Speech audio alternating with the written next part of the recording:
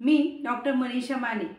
आज या व्हिडिओच्या मार्फत मी तुम्हा सर्वांना ज्ञानराधाचा लेखाजोखा मांडणार आहे। सुरेश कुटे यांनी ज्ञानराधा पतसंस्थेची स्थापना 2006 साली केली। त्यानंतर 2010 मध्ये त्याची मल्टीस्टेटमध्ये रूपांतर केले।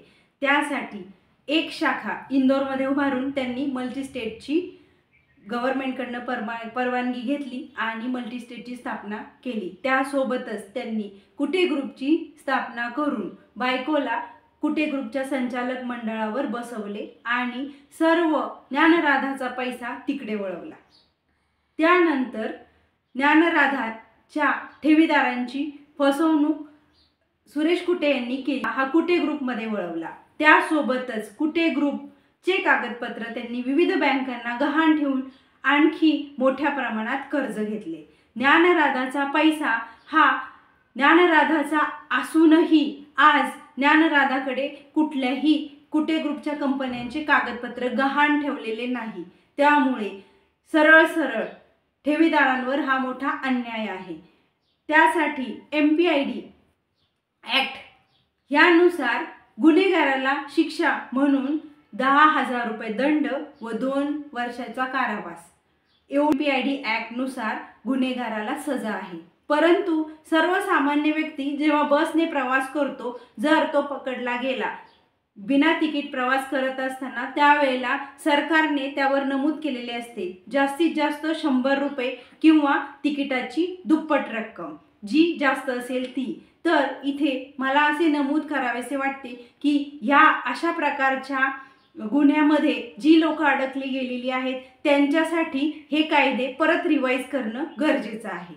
त्यांच्यासाठीही गुन्ह्याच्या दुप्पट रक्कम आणि किंवा 10,000 रुपये जी जास्त असेल ती रक्कम गुन्हेगाराने जमा करावी आणि तुरुंगवासाची शिक्षा, तुरुंगवासही जास्त कालावधीचा त्यांच्यासाठी असायला हवा। ठेवीदारांना अशी विनंती करते की तुम्ही सरकारला मागणी करा की ठेवीदारांच्या हितासाठी सर्व कुटे ग्रुपची जी जप्ती केलेली आहे त्या जप्तीची एकूण रक्कम आज 7,000 कोटी रुपये आहे।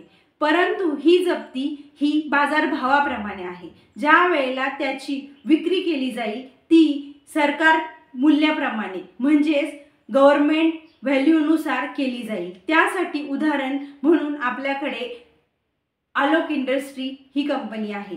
NCLT मधूनच आलोक इंडस्ट्रीची विक्री केली गेली आणि रिलायन्स इंडस्ट्रीनी 35,000 कोटीची कंपनी 5,050 कोटी रुपयांना खरेदी केली। जर ज्ञानराधाच्या बाबतीत म्हणजे सुरेश कुटे त्यांच्या प्रॉपर्टीच्या बाबतीत असंच झालं तर ठेवीदारांना पैसा येईल कुठून? कारण बँकांचे मूल्य, त्यानंतर ऑपरेशनल क्रेडिटर्स आणि ठेवीदार असे 3 प्रकारची लोक या केसमध्ये आहेत, ज्यांना विविध प्रकारे पैसे देणं हे बंधनकारक आहे। त्यासाठी मी पुन्हा एकदा सर्व ठेवीदारांना अशी विनंती करते की आपण एकत्र येऊयात, सरकारला विनंती करूयात की तुम्ही अजूनही जप्ती ही चालू ठेवा। 7,000 कोटी झाले म्हणून ही प्रक्रिया थांबवू देऊ नये, कारण जेव्हा याची विक्री होईल त्यावेळेला कदाचित कमी मूल्याप्रमाणे त्याची विक्री केली जाईल आणि आपल्याकडे म्हणजेच ठेवीदारांकडे कोणताही पुरावा नसल्या कारणाने बँका त्यांच्याकडे कंपनीचे कागदपत्र गहाण असल्या कारणाने त्यांना त्यांचे पूर्ण पैसे मिळू शकतात।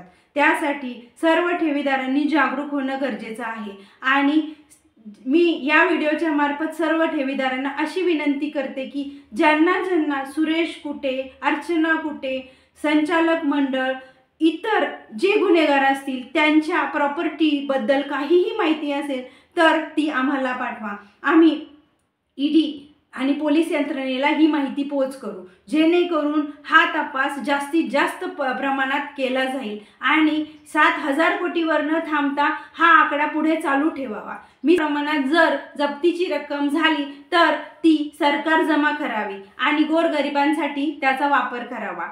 परंतु ही जप्ती आणि जे गुन्हेगार आहेत त्यांना त्यांच्या गुन्ह्याची शिक्षा झालीच पाहिजे। त्यासाठी हे कार्य बंद न करता पुढे चालू ठेवावं आणि MPIDचा प्रस्ताव करताना तुम्ही तो प्रस्ताव बाजार मूल्याप्रमाणे न करता सरकारी मूल्याप्रमाणे करावा ही नम्र विनंती।